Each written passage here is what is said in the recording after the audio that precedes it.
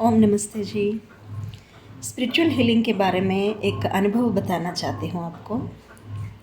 कभी कभी मैं सोचती हूँ, मैं जो बोल रही हूँ, मुझे जो मालूम हो रही है, कहीं मेरी कल्पना तो नहीं है।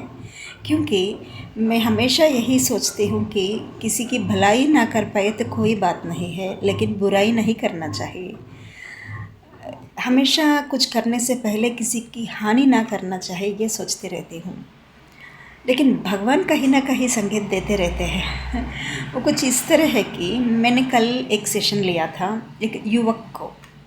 उसने पूछा, मुझे प्रोफेशन में स्थिरता के लिए और आर्थिक रूप से भी धन टिक नहीं पा रहे हैं, इन दोनों का हल बताइए। मैं ध्यान में अपना समाधान आध्यात्मिक दृष्टिकोण से देख रही थी, बोल रही थी। मुझे एक संकेत मिला था। वो ये है कि एक व्यक्ति अपने सीने में एक तीर लगा था। उस व्यक्ति को, उस तीर को ऐसा उठा के मुझे दिखा रहे हैं।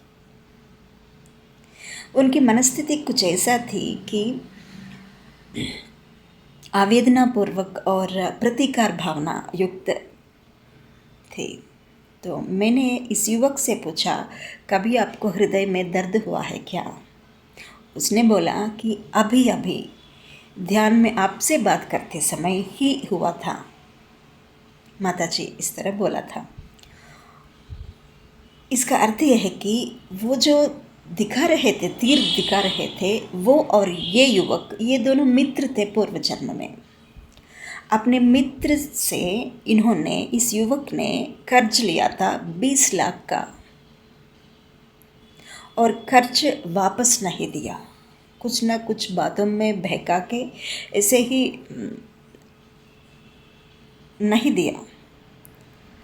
और उसको अपना मित्र समझ के अपनी शक्ति से अधिक उन्होंने इस युवक को सहायता किया, इसलिए चोट लगा था उनका हृदय को।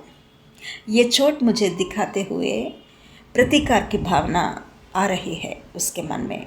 तो अब तभी उसी समय इस युवक को भी दर्द हुआ था। मैंने अपनी तरफ से दोनों को इसका हल के बारे में बताई थी।